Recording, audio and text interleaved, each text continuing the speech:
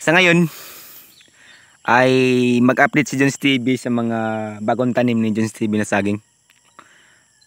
Nakita nyo sa nakaraang video natin kung paano magtanim. So ngayon, mag-update na kung kumusta na ba mga ka-idol. So maliit lang talaga yung saging mga ka-idol, pero malaking bagay na to at malaking opportunity sa mga kababayan natin na nagtatanim po ng saging. So yan yung maliit na yan. Maliit lang na yung idol, pero pagdating sa panahon yan ay lumaki yan at makabenepisyo ng magandang benepisyo sa nagtatanim. At yan mga ka-idol.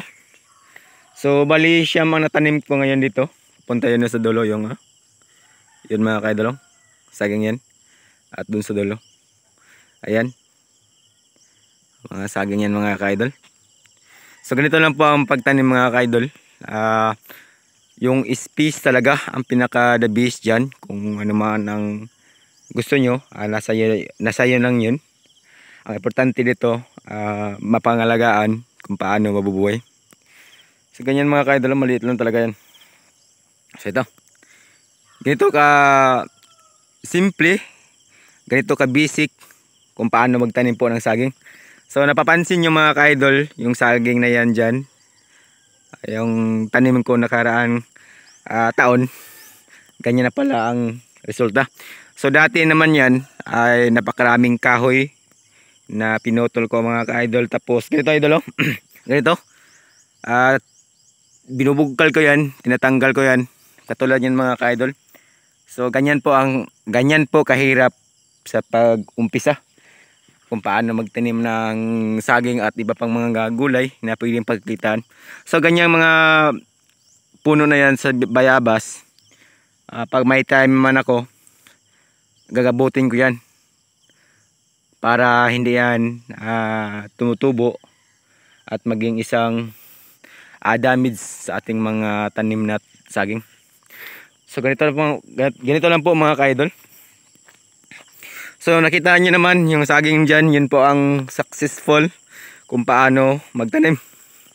So sa ganitong sistema, every weeks na talaga to idol. May income na talaga si Jones TV dito. So yan. So dito, malinis naman to dito mga ka-idol. May mga kahoy na pinutol ko na malalaki at yung iba dyan ay hindi pa tapos. So bali dalawa pang puno na pwedeng itanim doon sa dulo. So yan, may mga saging yan dyan, pupunta sa dulo, mayroon yan. So yan. So ganito lang yung space natin sa pagtanim ngayon. So dito naman ay mag-upload si Jones TV dito. Sa mga talong ni Jones TV dito na nakaka-recover. Dahil po ay umulan na konti mga ka-idol. So yan, nakaka-recover talaga to dito. So linisan ko naman tong puno nito. Tulad yan, mga saging ka-idol. Yun, silipin. So diba, yung saging na yan dyan, ngayong Sabado naman ulit ay ma-harvest yan mga ka-idol. So yun sa dulo, may mga saging na, may mga bunga na talaga yun, no? Masyado makita sa video natin, mahina kasi yung camera natin mga ka-idol. Kailangan bumili tayo ng GoPro. So yan, may mga bunga yan dyan. So dito may mga bulaklak at may mga bunga na rin, nakita natin ito.